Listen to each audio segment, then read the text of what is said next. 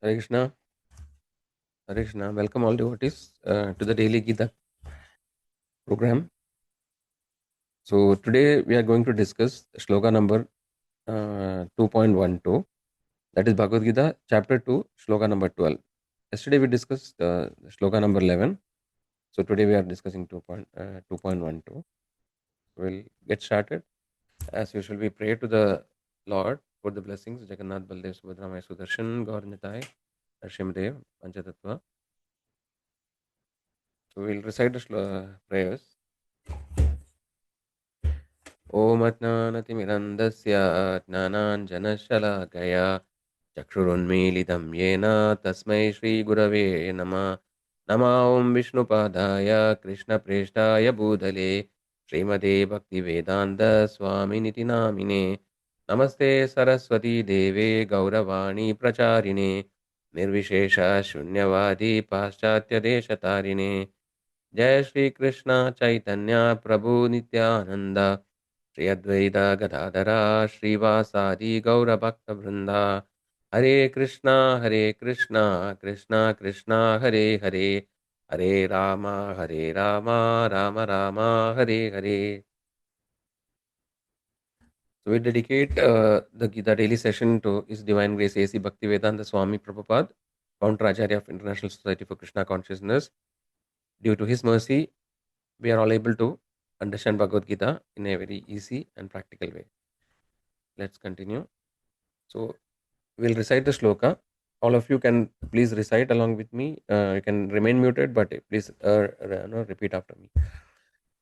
नत्वा एवाहं जादुनाशं न त्वां नेमे जनाधिपां न चैवा न भविष्यामः सर्वे वयं मदं पराम्.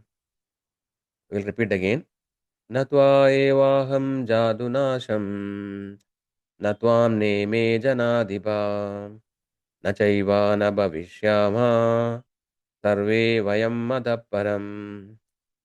Translation by His Divine Grace, Srila Prabhupada. All glory Srila Prabhupada. Never was there a time when I did not exist, nor you, nor all these kings, nor in the future shall any of us cease to be. So we'll look at the word to word meaning. Na, never. Tu, but. Eva, certainly. Aham, I. Jatu, at any time. Na, did not exist. Asam, exist. Na, not. Tvam, you. Na, not. Ime, all these. Janadipa, kings. Na, never. Cha, also. Eva, certainly. Na, not. Bhavishyamaha, shall exist. Sarve vayam, all of us. Atha param, hereafter. So today's sloka is a very also an important sloka where Krishna is actually indicating towards the eternal nature of the soul. So the key topic for today is there are 2 points here today. So the first point is that we'll just go back to the translations. So the first point is that Krishna is emphasizing the eternal nature of the soul. So he is saying that uh, he's specifically pointing out three entities. He's saying that I, right, that is Lord Himself. Then second, you, Arjuna, and third, all these kings. So normally it is not necessary. If Krishna just want to say that okay, soul is eternal, he would not have emphasized on the three aspects. So Krishna is explicitly saying that I, the Lord Himself, you, Arjuna, and all these kings. Separately, He mentions. So there are two things we have to understand. One, of course, the nature of the soul is eternal. Second thing also is that the individuality of the soul. The soul, basically, the soul is an individual, right? All the jivatmas which are existing are individual. So that's why Arjuna is mentioned, and also all the kings are mentioned.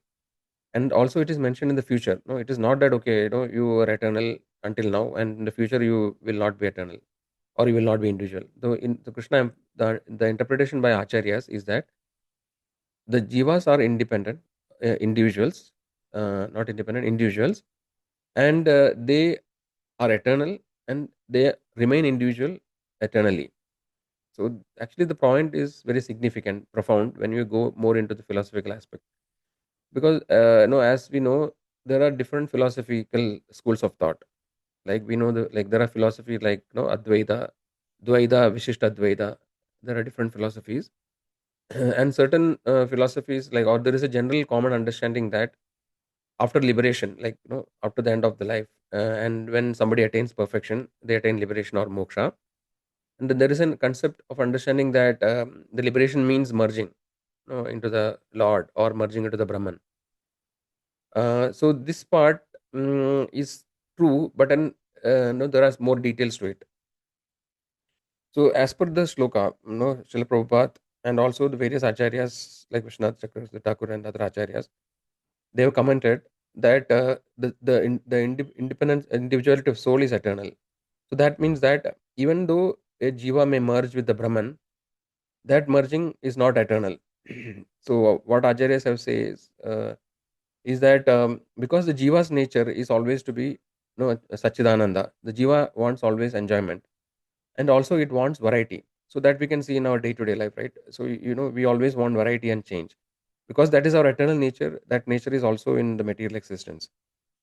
So because of this, even if the jiva merges with the Brahman or Brahmajyoti, after many millions of years, it is mentioned that again it comes back to the material existence, material platform. So what is that what is that moksha or liberation which is really eternal, where the jiva never has to come back? So that is also possible. So according to scriptures, there are different kind of moksha. So like there is something called sayujya, salogya, sarupya, samipya, sashti. So we may not be able to discuss all of them. But no, in that only sayujya is considered as merging, and all other kind of liberation, we can see like it's explicitly there is an existence beyond the liberation. So the point we have to understand today's session, the main idea or goal would be to really clarify the point that the jiva is really eternal, and and then even if after liberation also, the individuality of the jiva is not lost. So one analogy is which is given in this context is if they're taking the example of a parrot, a parrot which is green in color, it is flying towards the forest, a green forest, and the parrot enters the forest. So, for an observer who is looking from far, it could appear that the green parrot is merging into the green forest. No, and thereafter it is not distinguishable. But when we look closer, we see that the parrot still exists. So similarly, it is mentioned the jiva will not never lose its individuality. Though maybe sometimes jiva may be dormant, in a dormant form, where actually there are no activities for a long period of time. But then again, it actually jiva will again regain its activities, and then again it becomes active. So so there is one no what is that liberation which actually is eternal is the constitutional position of the jiva. So it is mentioned that Mameva in Bhagavad Gita, later we'll see Mameva Amshe Jiva Loka, Jiva Buddha Sanatana, Manasashtani Indriyani, Prakristani Karshari. Krishna says that all these jivas are eternally my part and parcel. And the constitutional position of jiva is actually to serve the Lord. So the Lord actually is known as Atmaram. He's self, no, he's always satisfied with himself. But nevertheless, Lord actually created, or Lord, all the jivas were, the Lord actually manifested the jivas for actually is enjoyment, no, or reciprocation. And the nature of the jiva's constitutional position is to serve the Supreme Lord. So whenever the jiva engages in the service of the Lord, then the jiva is actually in his Sachidananda form. It will be happy. The real happiness of the jiva is only manifested when it actually acts in its constitutional position. So that is why when we perform devotional activities, right, whether it is doing kirtan or chanting the holy names, actually we can become blissful and happy. We can get the glimpse of that eternal happiness. So that is why this is the eternal position of the jiva. And what actually we see, which is manifested in front of us, is known as the material world. And actually, there is also a spiritual world. So it is mentioned that the material world is only one fourth of the actual creation. It is known as Ekapada Vibhuti, and the spiritual world is three fourth. So there are more jivas in the spiritual world than in the material world. Okay, so in the spiritual world, the jivas are actually serving the Lord. right? All the jivas are eternally serving the Lord in the spiritual world, and there actually the jivas are in the Sachidananda form. They are eternally happy, and then they have the individuality in the spiritual world. But then we temporarily come to this material world because we have some desire to enjoy independently. The Lord has created this material world as a place for the jiva to enjoy.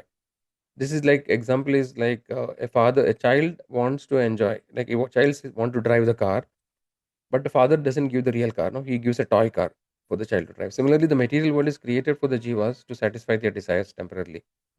And then when the jiva recognize that they cannot get the real happiness, then they start seeking, how can he actually become again happy? And that is a spiritual path by which actually the jiva can return back to the spiritual world and return and regain his constitutional position. So yeah, so there are a lot of topics today, a lot of things.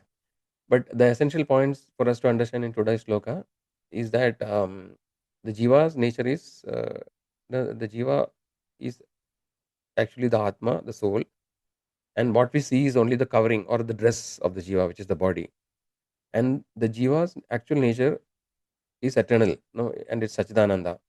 So there is no the jiva, the soul can never be destroyed. It is always existing. And also the very crucial point, second point is that the soul is always an individual, right? Krishna emphasized the Lord, Arjuna, and all the kings. They all existed in the past, and Bhavishyama, they will also exist in the future. So the jiva's individual nature, individuality is never lost. We also have to understand that though Krishna tells about himself and Arjuna and kings, the Lord is always different, right? Lord actually is Bhagavan, and is known as Vibhu, and the jivas are infinitesimal, and then they are actually known as Anu, or very small. Nevertheless, the nature of the jiva and the Lord, they are similar in quality, right? The nature is the Satchidananda, Sat Chitananda, eternity, knowledge, and bliss. So that nature, so quality wise, the jiva is similar in quality with the Lord, but quantity or their potency wise, they are very limited. Okay, so these are the key points today. Mm, I'll stop the sharing here.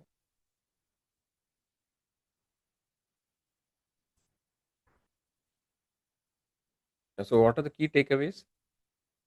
So, understanding the eternal nature. So, what is the point of understanding the eternal nature? When we understand that we are not the body, but soul, and then there is no destruction to the soul.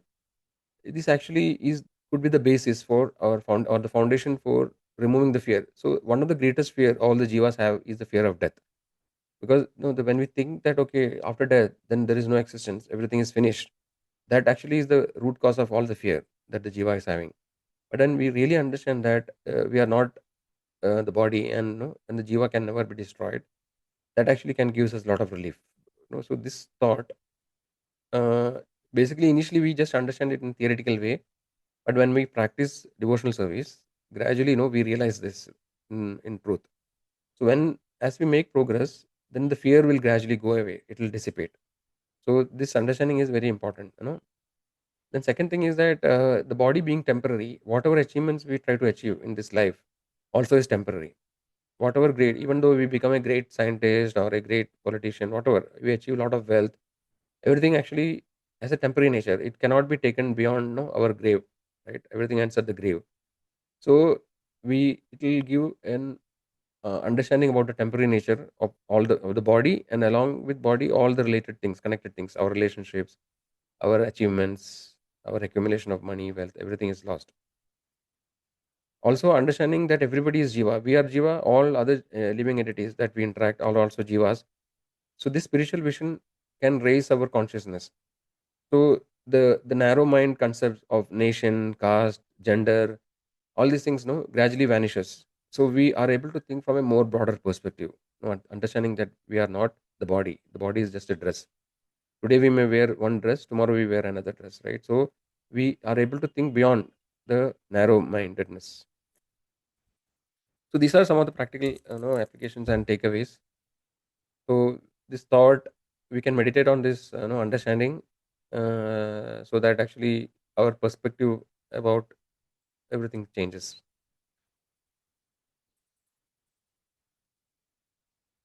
So I think we have come to the end of the discussion of today's topic. Uh, are there any questions? If there are questions, you can unmute and ask, or you can put it in the chat.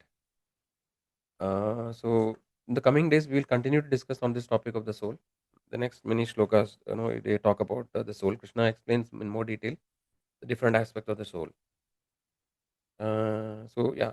So anybody has any questions? So if anybody wants to leave, they can leave. If anybody wants to ask a question, they can either chat or unmute and ask. I think last few days I had some issue because I was not able to hear. I think some of you were trying to talk, but because of the settings in the Zoom, I think the speaker was connected to some other device, and I could not hear. Sorry for that.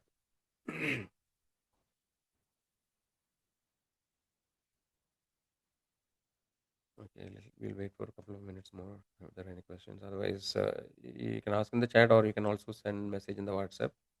We'll try to respond there.